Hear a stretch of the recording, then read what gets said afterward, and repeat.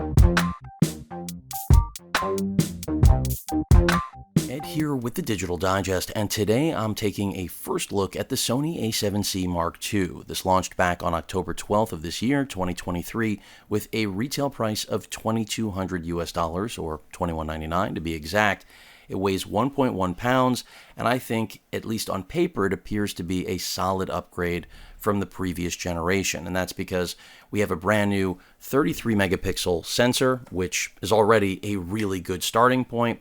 We have improved ergonomics. We have an AI processing engine, 759 autofocus points. That means 94% of the sensor is covered with hybrid autofocus points.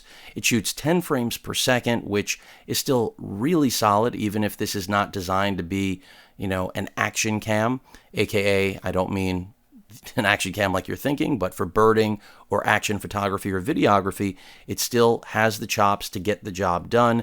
And then when it comes to in-body stabilization, still 5-axis, but we now have 7 stops due to the stabilization, so an improvement there.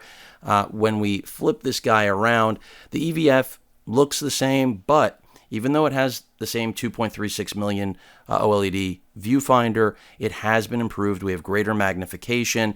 The rear screen, pretty much the same as the previous gen. It's going to give you, I think, all of the functionality you'll need.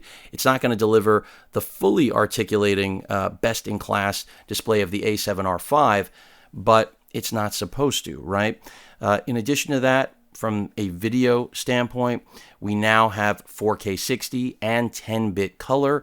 This is something that I think will make this camera even more popular. I mean, it just continues to check virtually every box a consumer and even some professionals could possibly want, and it does it at 1.1 pounds, which is incredibly appealing to me, especially because, well, if you follow my channel, you know I've got some neck issues, to say the least.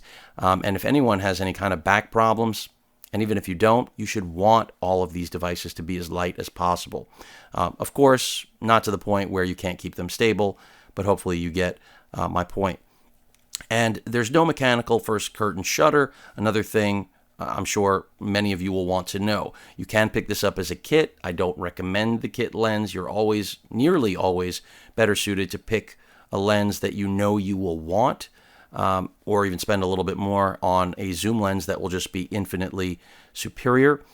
When it comes to the actual body, again, ergonomics have been improved. We now have a bigger grip. We also have an optional grip that can be mounted on the bottom of the camera. So this is the grip in question that has actually been bumped out to the point that there's no doubt in my mind it's much more comfortable to use. But as I give you a side view, you can see my pinky is still dangling out there, and that's what that additional grip is for, that just mounts here at the quarter 20. Same battery type as, well, every full frame Sony camera on the market.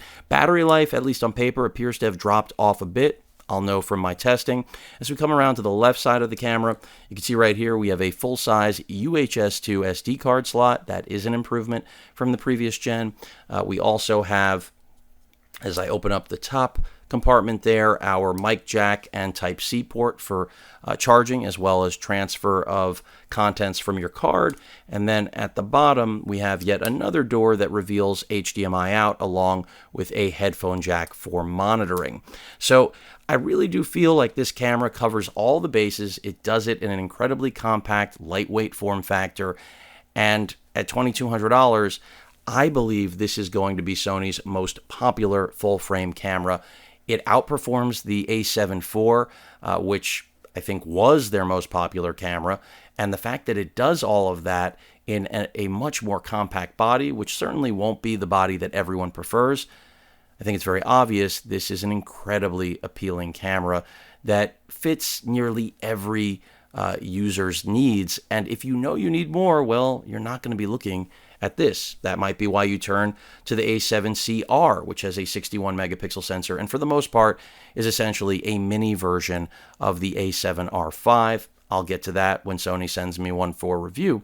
But that pretty much rounds out, at least initial impressions. I really like the look and feel of this camera.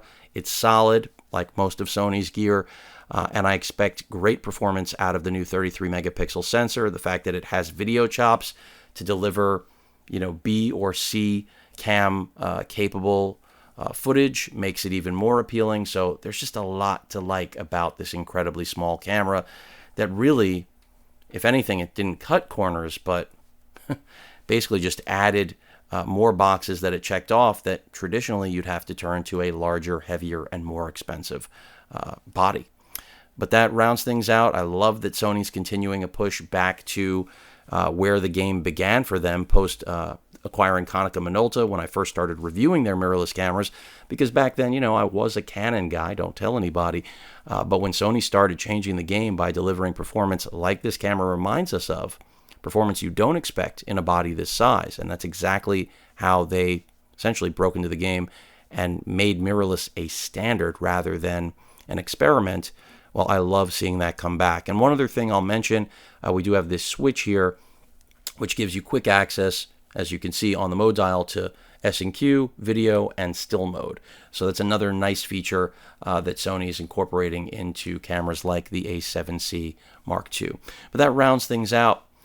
Excited to finally have this in hand. Hopefully I'll have more Sony gear to share with all of you. I'm usually, used to be right there ahead of or in line with launch dates, but hopefully later is better than not at all. And you all know that I still love photography and videography. Even if I've got some limitations I'm dealing with right now, it's not going to stop me from testing my gear. I just can't throw my 100 to 400 lens on this right now. I'll have to have my wife do that. Any questions or comments, please feel free to post them at that like button. And as usual, please feel free to subscribe, and please stay safe. Later.